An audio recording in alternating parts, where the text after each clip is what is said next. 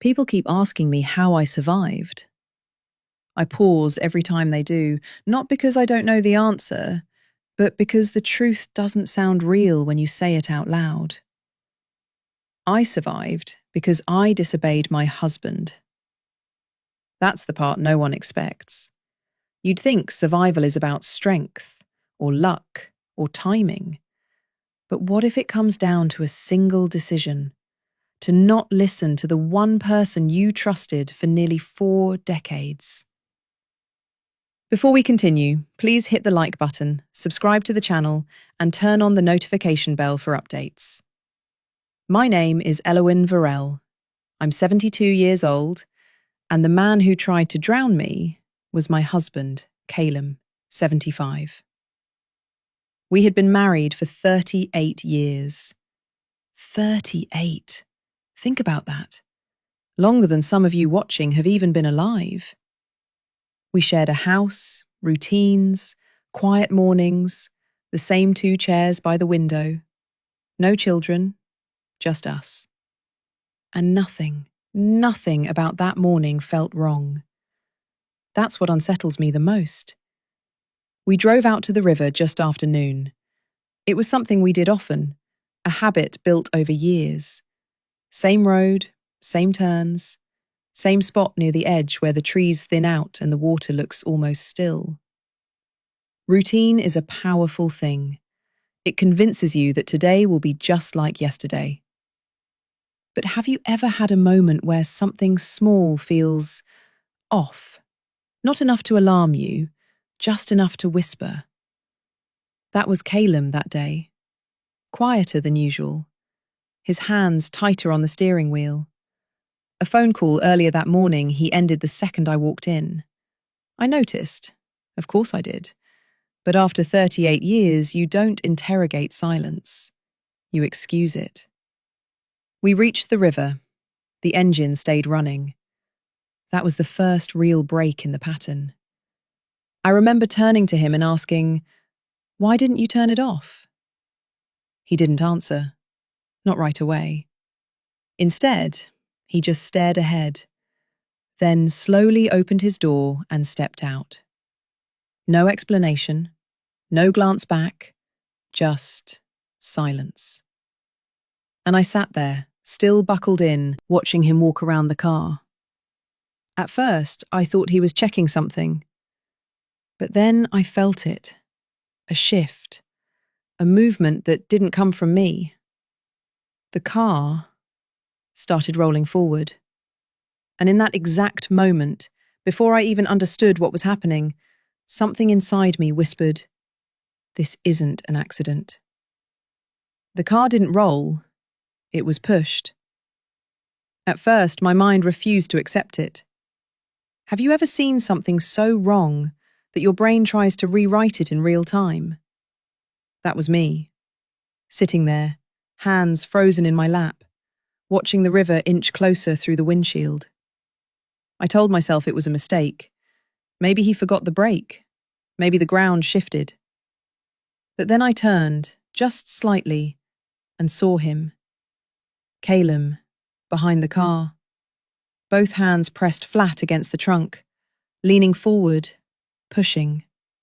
Slow, steady, deliberate. Not rushing, not panicking. Pushing. My chest tightened, but not from fear, not yet. From confusion. "Calum," I called out. No response. Not even a glance. That's when something cold slipped into my stomach. Because if it were an accident, he would have reacted. He would have said something, anything. But he didn't. The car jolted again, stronger this time. Gravel crackled under the tyres as we edged closer to the drop. I could hear the faint shift of water below, like it was waiting. "Calum, stop! What are you doing?" Still nothing. And that silence, it started to feel louder than any scream. I fumbled for the gear shift, my fingers clumsy, suddenly unfamiliar with something I'd used for years. Why wasn't I moving faster? Why wasn't I thinking clearly? Because part of me still believed This couldn't be real. 38 years doesn't just collapse in a second. It resists. It fights back. The front wheels dipped. The angle changed instantly. My body tilted forward as gravity took hold. A sharp, sickening drop, not far, but enough to steal the breath from my lungs. Water filled the lower edge of my view. That's when fear finally arrived. Not gently, not gradually. It hit all at once. I grabbed the door handle and pulled. Locked. Of course it was locked. My hands started shaking now, violently, as if they finally understood what my mind had been denying. Calum! This time I screamed it, louder, raw, desperate. And finally, he stopped. For a second, just one, I felt relief. He was going to fix this. He had to. Slowly, he walked along the side of the car. Not rushing, not alarmed, just calm. Too calm. And as he approached my window, leaning slightly down toward me, his face came into full view. No panic, no regret, no hesitation.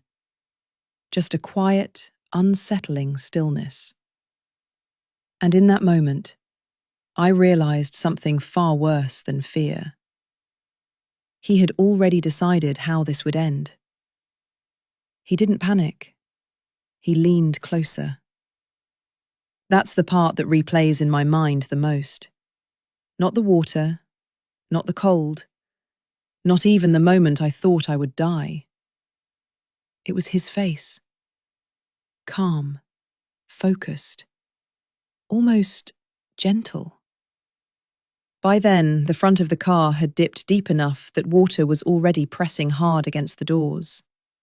I could hear it now, slamming softly, rhythmically, like a warning I had ignored for too long. I grabbed the handle again and yanked. Nothing.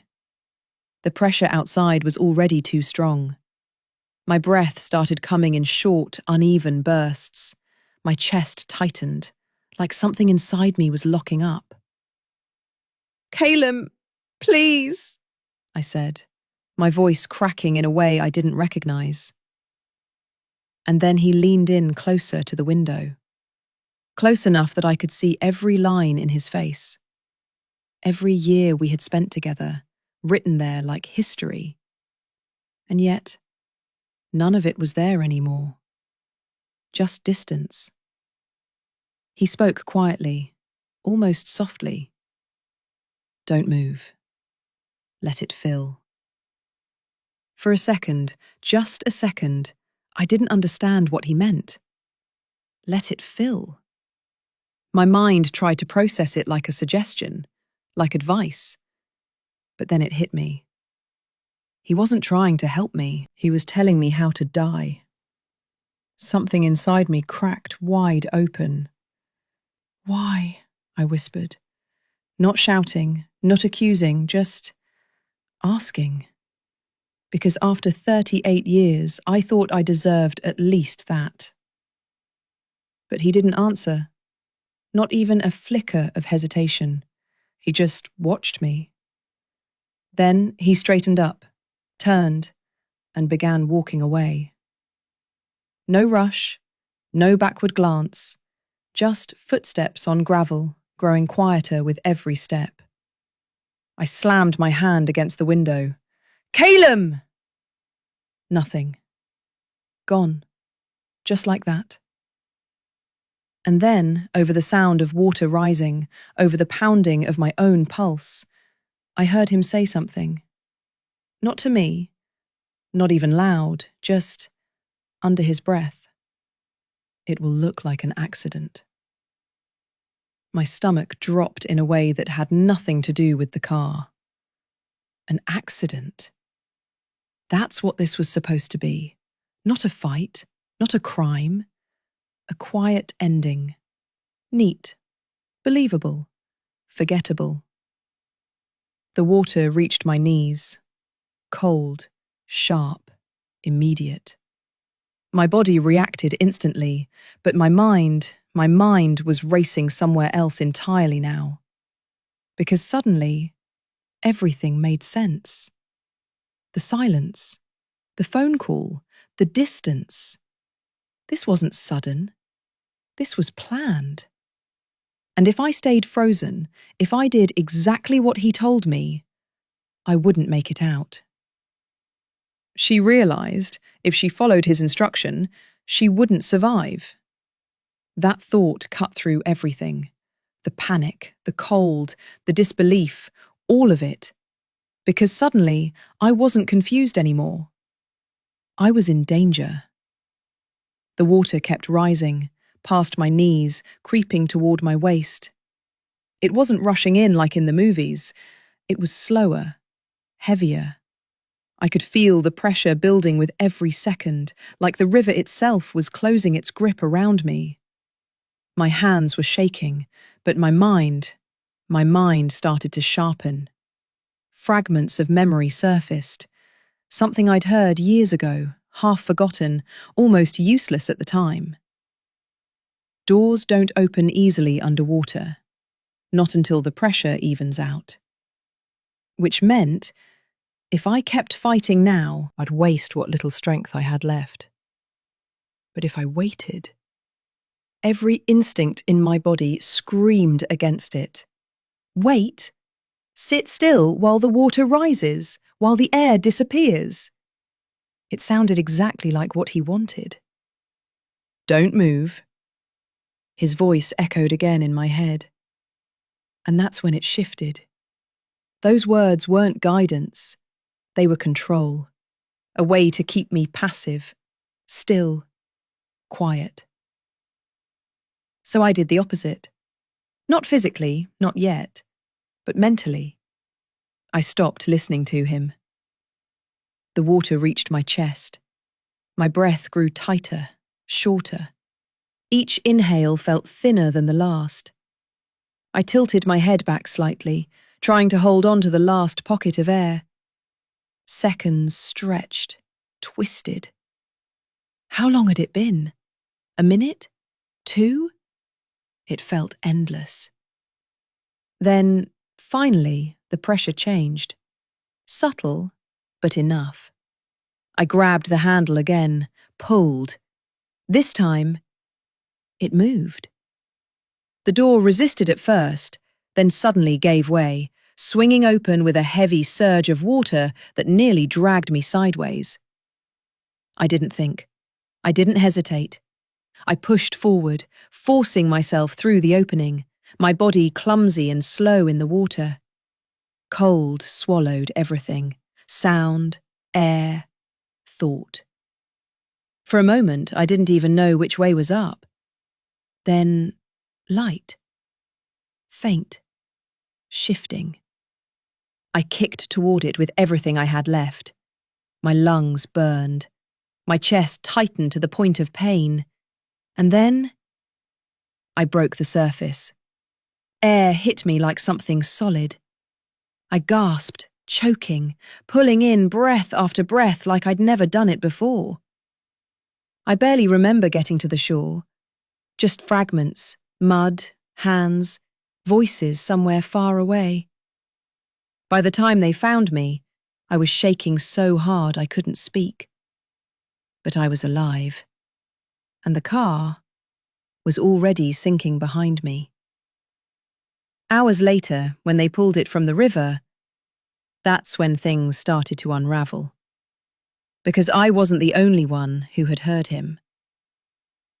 Hours later, they found the car, and everything he thought would stay hidden started surfacing. By the time investigators arrived, I was already at the hospital, wrapped in blankets, answering questions I barely had the strength to process. But the river, it had kept its own record. The car was recovered just before nightfall, mud-streaked, half crushed at the front, exactly where it should have been if it had been an accident. Except it wasn't. Because not everything sank. A fisherman, Orrin Hale, 64, had been across the river that afternoon, far enough that Kylam likely never noticed him, close enough to hear more than he should have. At first, Orrin thought it was just a couple arguing. Raised voices carry strangely over water. But then he heard something specific, clear, distinct. "Don't move. Let it fill." The same words, exact, repeated, not shouted in panic, spoken calmly. That detail changed everything. When they brought Kylam in for questioning, he didn't break. Not immediately. He sat there the same way he had stood by the car, composed, measured, careful. But evidence doesn't need emotion. It builds quietly.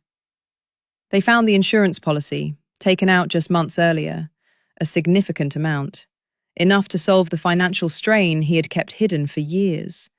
Debts I never knew existed, accounts I had never seen. Then came the inconsistencies in his statement, small at first, then impossible to ignore, and finally, Orrin's testimony. That was the fracture point. Intent, not accident, not confusion, a decision. Kylam Varel was arrested and later convicted of attempted murder. No outburst, no denial in the end. Just that same quiet stillness, as if the outcome didn't surprise him. For me, the aftermath was quieter, but heavier. People in town stopped me, not always to ask questions, but to look. Like they were trying to reconcile the story with the life they thought they understood. I sold the house. Every room felt different after that day. Not haunted, just rearranged in a way I couldn't live inside anymore. Months later, I went back to the river. Not for answers, there weren't any left. Just to stand there, on steady ground this time, and look at the water without feeling it closing in. And I realized something simple. He told me not to move, to stay still, to let it happen. But survival wasn't strength, it wasn't luck. It was refusal. Refusal to follow the final instruction of someone who had already decided I shouldn't exist anymore. And that's the part I carry with me now. Not the water, not the fear. Just that one decision. To do the exact opposite.